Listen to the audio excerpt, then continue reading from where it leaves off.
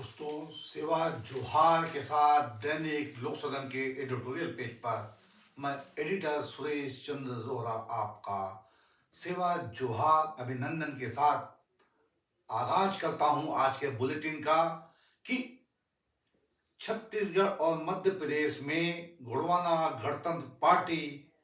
आखिर क्यों खेत रह गई। क्यों सिर्फ एक ही सीट से गोंडवाना गणतंत्र पार्टी पालीताना खास से जीत पाई और अब सवाल यह कि आखिर चूक कहाँ हुई और इन गलतियों को इन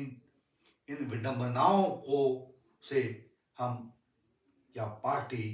कैसे सबक लेकर के पार पा सके।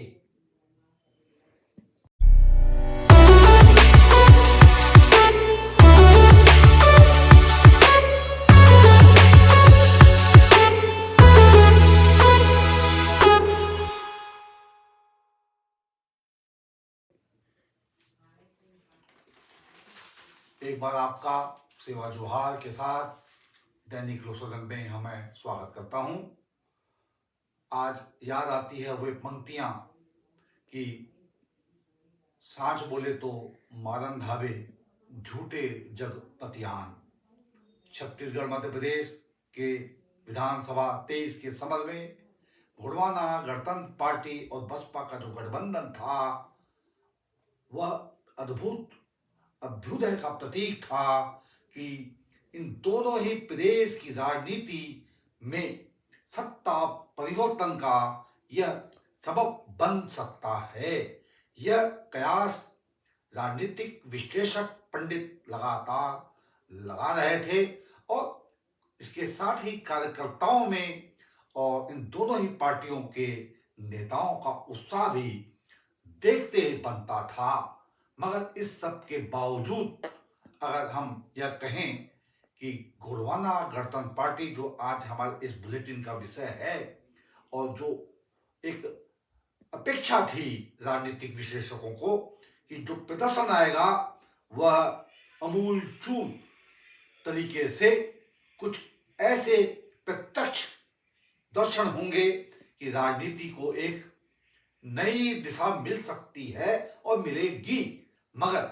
ऐसा नहीं हो पाया। उसका कारण क्या है उसे हम अगर एक पंक्ति में कहें तो वह यह कि जो एक पार्टी का फोरम होता है, पार्टी का जो एक हम आपको बताना चाहते हैं कि एक किसी भी पार्टी का जो एक कैडर होता है उसके साथ ही साथ पार्टी का एक पदाधिकारियों का की एक कार्य समिति होती है, जिले में, ब्लॉक में और निचले स्तर पर, ऊंचाई पर भी वही मार्गदर्शन करती है और वही किसी भी पार्टी को सत्ता तलक पहुंचाने का काम करती है, वही चिंतन करती है, मनन करती है और पार्टी को ऊंचाई दिलाने का काम करती है। मगर गोंडवाना गणतंत्र पार्टी में इसकी कहीं ना कहीं एक बड़ी कमी, जब हम कुछ चर्चा करते हैं चेहरों से, नेताओं से, गोंडवाना के उन चेहरों से जो कि समर्पण का भाव रखते हैं और वह चाहते हैं कि यह पार्टी सत्तासीन हो और हमारी तकदीर और तदबीर बदले, तो वो सार यही है। मगर इसमें कहीं ना कहीं अगर हम राष्ट्रीय कहते हैं कि राष्ट्रीय गोंडवाना गणतंत्र पार्टी जिसकी अनेक राज्यों में शाखाएं हैं, तो फिर यह नीचे का जो चित्र होता है पार्टी का, वह सक्रिय क्यों नहीं रहता, वह सतत आम जनमानस में अपनी उपस्थिति दर्ज नहीं दिखा पाता है। परिणाम यह निकला कि छत्तीसगढ़ और मध्य प्रदेश में गोंडवाना गणतंत्र पार्टी को जो एक सफलता की संभावनाएं थी वह उसको संस्पर्श ही नहीं कर पाई। बमुश्किल गोंडवाना के सुप्रीमो तुलेश्वर सिंह मरकाम विजयी हो पाए, वह भी हम आपको बताएं बमुश्किल। बड़े ही संघर्ष और जद्दोजहद के साथ, जबकि कांग्रेस की जो प्रत्याशी थी दुलेश्वरी सिराग, वो तो नई नई ही कांग्रेस में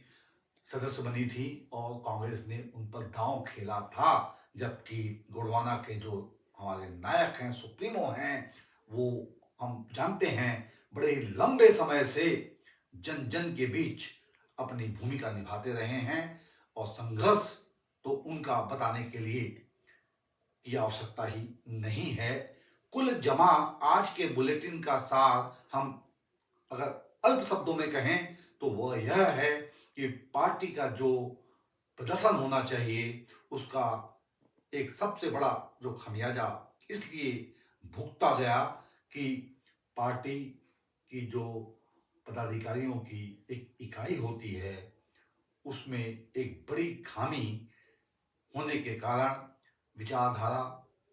और बूथ स्तर पर काम नहीं हो सका। परिणाम स्वरूप स्थितियां, परिणाम 23 के समय में कुछ ऐसे आए हैं कि आज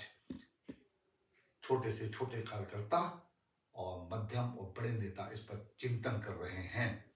हम आशा करते हैं कि आने वाले समय में, जो कि अब ज्यादा दूर नहीं है, 24 का लोकसभा समर, उसमें एक अच्छे प्रदर्शन के साथ गोंडवाना गणतंत्र पार्टी आगाज करने वाली है।